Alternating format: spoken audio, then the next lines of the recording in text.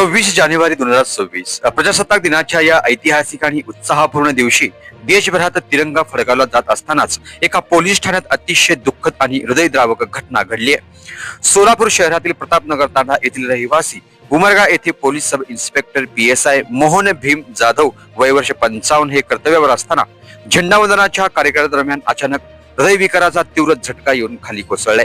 सकाळच्या सुमारास उमरगा पोलीस ठाण्यात जिथे त्यांचे नुकतेच प्रमोशन झालं होतं, सर्व पोलीस जवान आणि अधिकारी एकत्र येऊन राष्ट्रध्वजाला सलामी देत होते।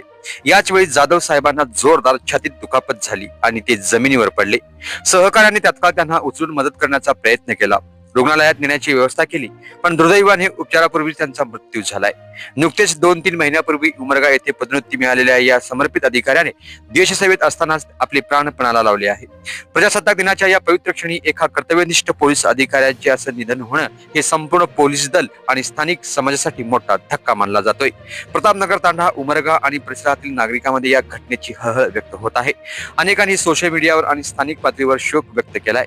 या दुःखद प्रसंगी आम्ही PSI मोहन भीम जाधव यांच्या आत्म्याला शांती मिळावी अशी प्रार्थना सोलापुरी कट्टा न्यूज चॅनलच्या वतीने करत आहोत।